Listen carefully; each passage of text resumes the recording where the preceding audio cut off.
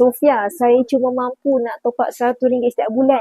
Tak apa ke? Saya dapat soalan ni daripada salah seorang penyimpan emas saya baru saja bermula dalam jenis simpanan emas.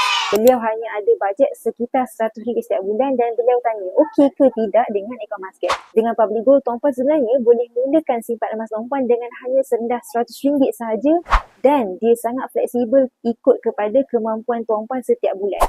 Kalau tuan-puan mampu untuk RM100 setiap bulan pun tak ada masalah. Kalau mampu lebih, itu lebih baik.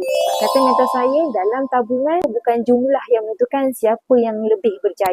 Siapa yang lebih konsisten menabung, mereka itulah yang akan berjaya. Kalau tuan-puan tergolong dalam golongan yang belum lagi mulakan simpanan emas, tuan-puan boleh ambil peluang untuk bermula dengan serendah RM100 sahaja.